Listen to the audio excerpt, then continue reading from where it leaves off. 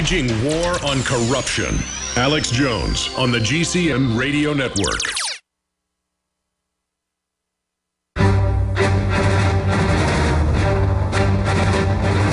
Big Brother, mainstream media, government cover-ups.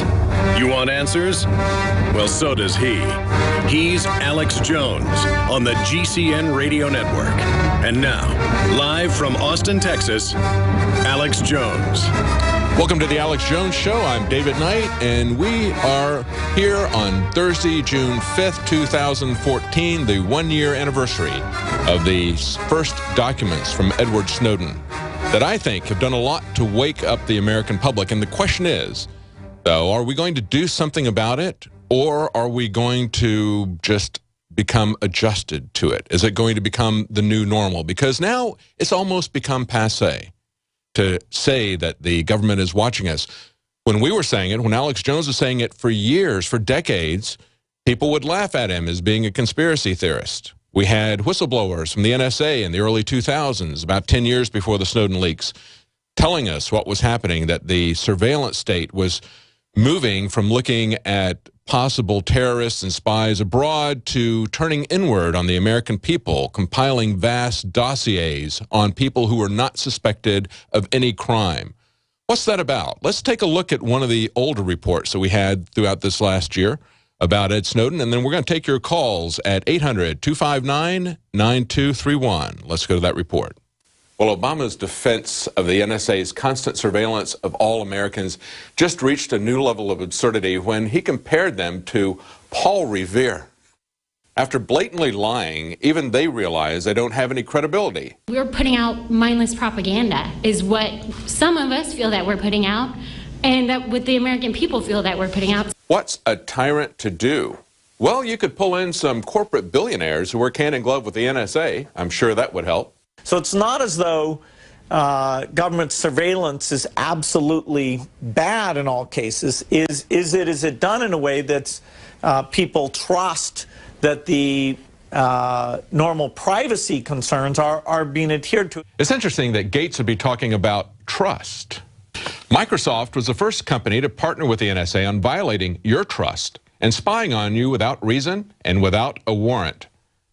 Internet companies want you to trust them with your data, and the government wants you to give your data to a third party like Microsoft so they can get that data without a search warrant. They merely ask companies like Microsoft, and Microsoft eagerly turns over all of your information. But it's not just Gates with soothing words for the public. Marc Andreessen, Netscape founder, now venture capitalist, took to Twitter this week to defend the NSA. And government cheerleaders in the press were relieved that finally someone had the guts to defend the NSA. Andreessen tweeted, "I increasingly feel like we're on some gigantic collective fainting couch. Oh my word, I can't believe that spy agencies spy. In the U.S., we all collectively hired tens of thousands of our fellow citizens and gave them $75 billion a year with a mission to spy on our behalf." Do you notice the subtle lie here?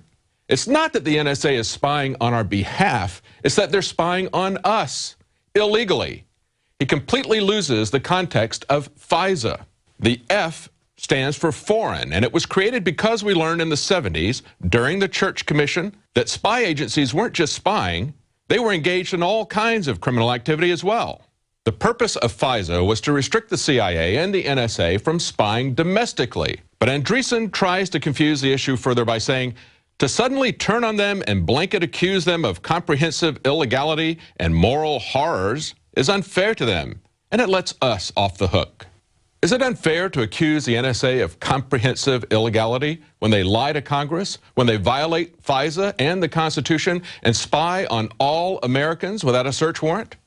Andreessen has been trying to cover for the NSA from the very beginning of the Snowden leaks, trying to muddy the waters by claiming that the NSA critics are too stupid to understand the technology involved. American citizens, as well as non-American citizens, direct access, no oversight, no court order, these very sweeping claims. And the thing that's been so frustrating from my perspective is the sort of issue of technology in our society and the internet in our society is a central issue. And to talk about it, people have to understand the technology. People have to actually be willing to understand the technology. And the original reporting simply did not understand the technology. Andreessen saying critics simply don't understand technology couldn't be a bigger lie. Multiple NSA whistleblowers told us about illegal surveillance 12 years ago. In the near future. When you realize how fake it all is, the football, the basketball. Alert. Security alert. This is Homeland Security. Analysis. InfoWars building independent media operation. We let the worst people get controlled and tell us that we are the ones responsible. Prime directive. Discredit Alex Jones. Jones is the wildly popular conspiracy theorist. A popular conspiracy theory talk show called InfoWars. Alex Jones is now in an Austin jail. These people are assaulting us. Targeting of patriots engaged. They are never going to stop. They're never going to deviate from their program until we stop them. Block free iPhone app at Infowars.com. Block free podcast and video feed. Imperative. Destroy Prison Planet TV. You gotta set your eye on the enemy, not worry about what propaganda they put out. Intellectually, it's begun. You can feel it.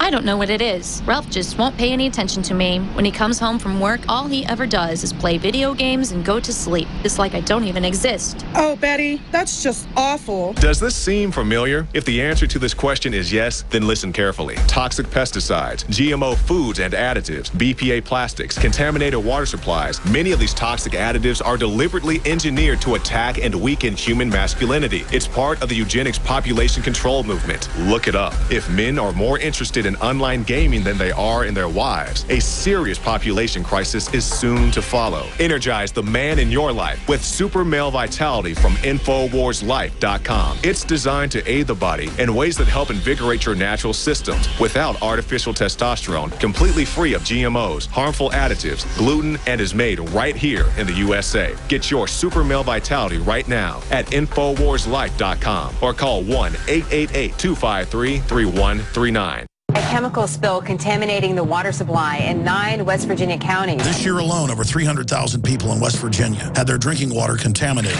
What are the health effects of having these drugs in our drinking water? It's forced medical treatment without the consent of residents. My friends, water filtration is one of the most basic actions you can take to protect you and your family from the harmful toxins and heavy metals in your tap water. On average, the county says it sprays with the glyphosate at least once a week. Few filters cut out the glyphosate that is found in water supplies worldwide. Remove pesticides, herbicides, chloramines, hydrofluorosilicic acid, sodium hexafluorosilicate. Fluoride, it is in tea, it's in coffee, it's in water, it's in bread, it's in toothpaste. It is our responsibility to protect our families. The establishment's not going to do it. It's time to take action. It's time to filter our water. Visit InfoWarsStore.com and use promo code WATER to get 10% off their entire family of incredible products. Or call toll-free 888-253-3139.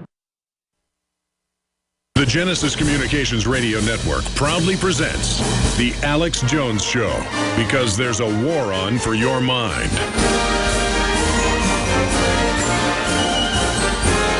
Welcome back to The Alex Jones Show. I am David Knight, and here we are on the one-year anniversary of the Ed Snowden documents, the very first documents that were leaked. And, of course, there's been a steady stream of documents over the last year.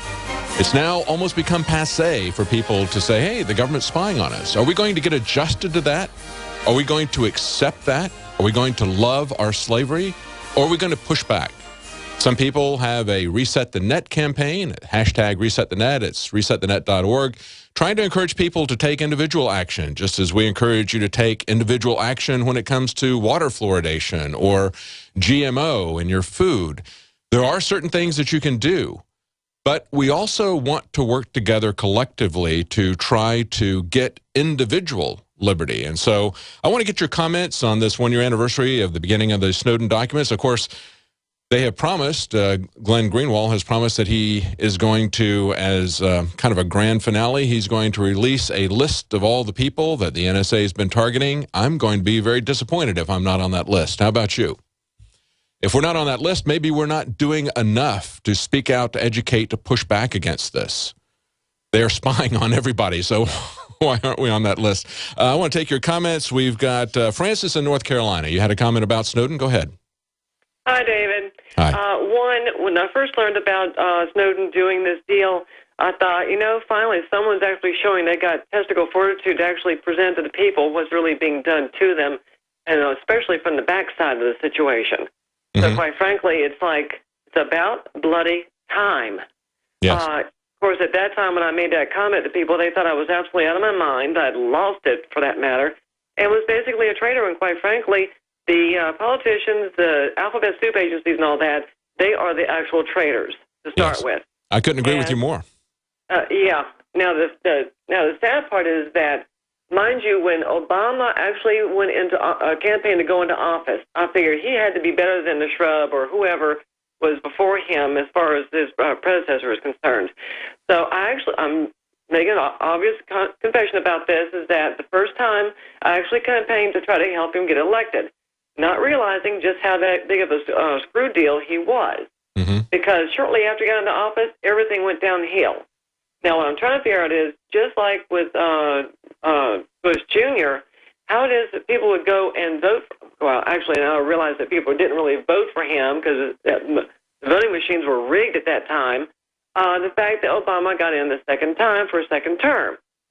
So it's like, you know something, when you got voting machines that are riggable and all that, computer-wise or whatnot, or hacked into, it's really, you're cutting your own throat by allowing the corporations to go and do that to you, and people being on the illusion that their vote counts.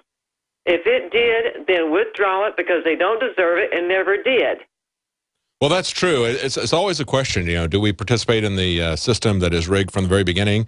I mean, I was involved in third-party politics. I know that they cut off access to the debates. They cut off access to the ballots for most people. We don't have a multi-party elections in this country anymore.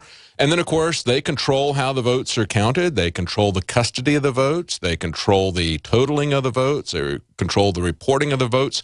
There are so many different places where they can essentially come in and corrupt it. So it's a very difficult system to make a decision as to whether or not you're going to participate in it or whether you're going to boycott it. I understand there's arguments for both sides. I mean, personally, I like to always get in there and fight something as opposed to just stepping back. It seems like stepping back is a passive thing to do, but I accept the other argument. I really believe, though, that where we're going to make headway is if we understand certain things like jury nullification.